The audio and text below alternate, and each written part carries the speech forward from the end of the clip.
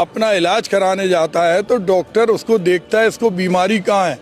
Insurance company नाम किसी का है, गाटा संख्या कुछ है और पैसा वो खा रहे और उन्होंने मिलकर इस पैसे को खाया है। तो ये किसान एक मजदूर नौजवान साथी अपने परिवार का पालन पोषण करता है, सर्दी में बरसात में पूरे भारत का एक अन्नदाता पिता का रोल अदा करता है, उससे सबसे बड़ा छल किया गया है। जो जिनकी जमीन नहीं है, यहाँ तक कि सांसद जी ने कोई फार्म नहीं भरा, उनके नाम पर लाखों रुपए निकल गए।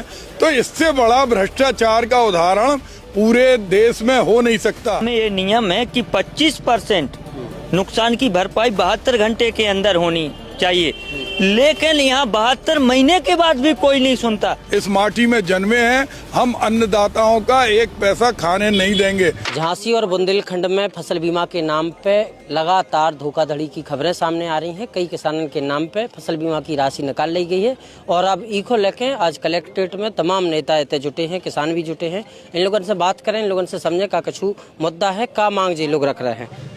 मंत्री जी का कछु मांगे हैं। प्रधानमंत्री फसल बीमा इंश्योरेंस कंपनियों को लाभ देने के लिए बनाई गई, क्योंकि कोई भी मानकों का प्रयोग नहीं होता।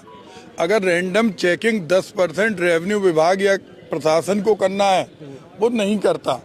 इंश्योरेंस कंपनी की जिम्मेदारी है कि वो जिन्होंने इंश्योरेंस का सीधा अगर एक व्यक्ति अपना इलाज कराने जाता है तो डॉक्टर उसको देखता है इसको बीमारी कहाँ है।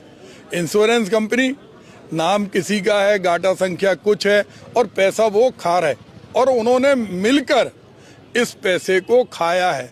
और सबसे बड़ा दुर्भाग्य है कि इसकी जांच भी उन्हीं लोगों से कराई जा रही। आज क्यों नहीं इंश्योरेंस कंपनी के लोगों को जेल के शिक्षों के अंदर किया जा रहा?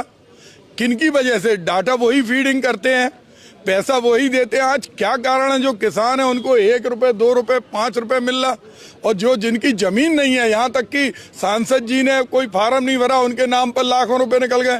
तो इससे बड़ा भ्रष्टाचार का उदाहरण पूरे देश में हो नहीं सकता। हम बुंदेलखंड के लोग इस माटी में जन्मे हैं, हम अन्नदाताओं का एक पैसा खाने नहीं देंगे।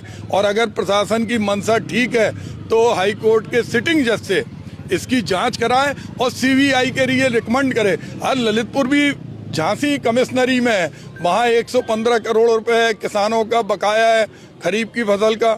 मऊरानीपुर में 2019 का बकाया है और 2024 की खरीफ का फसल बंदर बांट कर दिया। तो ये इंश्योरेंस कंपनी जिसमें किसानों का पैसा लगता, राज्य सरकार का पैसा लगता, केंद्र सरकार का पैसा लगता और लाभ सिर्फ इंश्योरेंस कंपनियों को मिलता है, ये खेल बंद होना चाहिए। केंद्र सरकार ने इस पर अब राज्य सरकार से रिपोर्ट भी